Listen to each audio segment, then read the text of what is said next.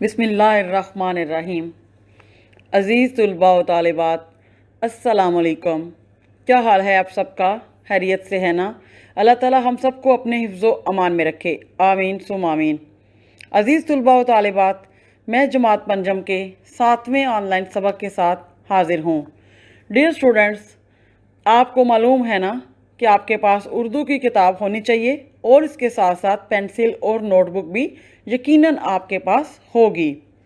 تو عزیز طلباء و طالبات، آپ کو بتایا جائے گا کہ سبق حضرت عثمان غنی رضی اللہ تعالی عنہ میں آج ہم کون کون سی چیزیں پڑھیں گے۔ تو آج ہم اس سبق کی بلند خوانی اور الفاظ مانی اور حالی جگہ پڑھیں گے۔ تو عزیز طلباء و طالبات، آپ اپنی کتاب کا صفحہ نمبر 13 کھولیے اور ہم اس صفحے کی بلند خوانی کرتے ہیں۔ عزیز طلباء و طالبات، آئیے پیراگراف پڑھتے ہیں۔ حضرت عثمان غنی رضی اللہ تعالی عنہ جب خلیفہ بنے تو ان کی عمر 70 سال تھی۔ وہ ایک نرم اور رحم دل انسان تھے۔ ان کے دشمنوں نے ان باتوں کا فائدہ اٹھایا اور ان کو خلافت سے ہٹانے کی کوشش کرنے لگے۔ حج کے زمانے میں بہت سے مسلمان مکہ گئے ہوئے تھے۔ دشمنوں نے موقع دیکھ کر خلیفہ کے گھر کو گھیر لیا۔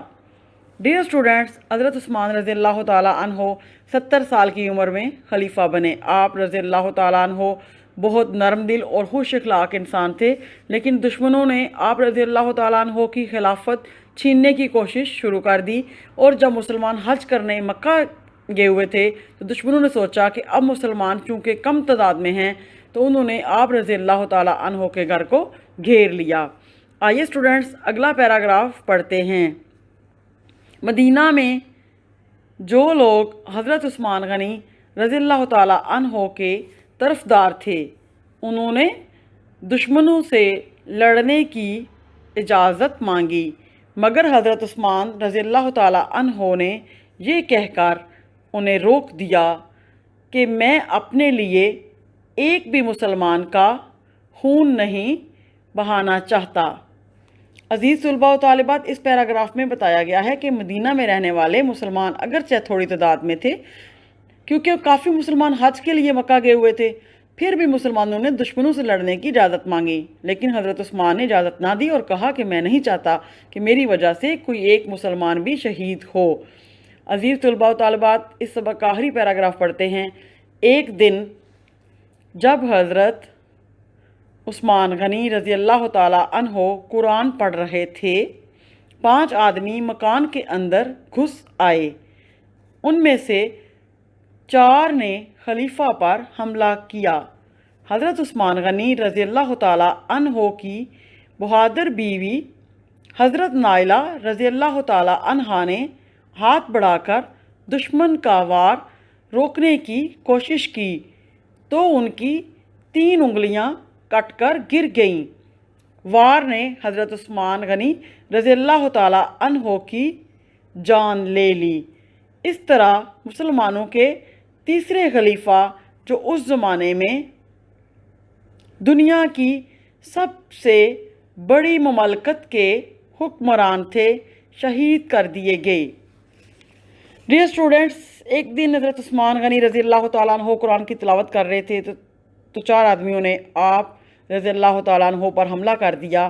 آپ رضی اللہ تعالیٰ عنہ کی بیوی نے آپ کو بچانے کی کوشش کی، لیکن جب حضرت نائلہ رضی اللہ تعالیٰ عنہا نے ہاتھ بڑھایا تو ان کی 3 انگلیاں کٹ گئیں اور ان آدمیوں نے آپ رضی اللہ تعالیٰ عنہ کو شہید کر دیا۔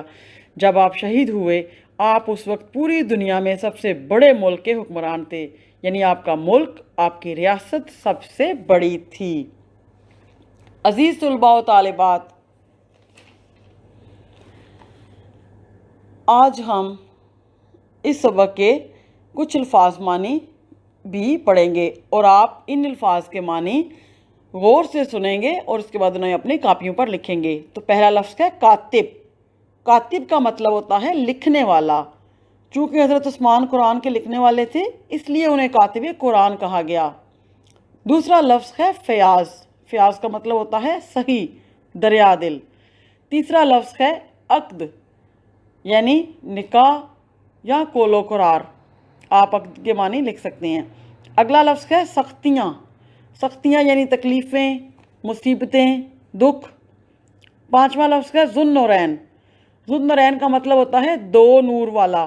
یہ آپ کی کتاب میں لکھا ہوا ہے اس کا مطلب، لیکن یہ حضرت عثمان کا لقب ہے، اور چونکہ آپ نے حضور صلی اللہ علیہ وآلہ وسلم کی 2 بیٹیوں سے شادی کی تھی اس لیے آپ کو ذو النورین کا لقب دیا گیا تھا۔ اسٹوڈنٹس، آخری لفظ ہے نرم ہو۔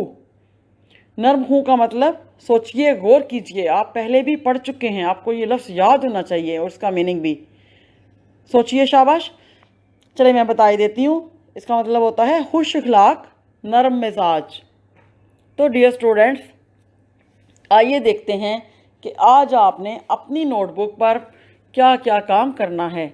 عزیز طلباء و طالبات، آپ اپنی نوٹ بک کے کام میں ان الفاظ کے معنی لکھیں گے اور ورک شیٹ پر دی گئی خالی جگہ کو پر کریں گے۔ آپ نوٹ بک پر صاف ستھرا کام کریں گے، نقطوں اور شوشوں کا خیال رکھیں گے۔ اس کے ساتھ ساتھ اس سبق کی بلند خوانی یعنی اس کہانی کی ریڈنگ روزانہ ایک بار کریں گے۔ شکریہ۔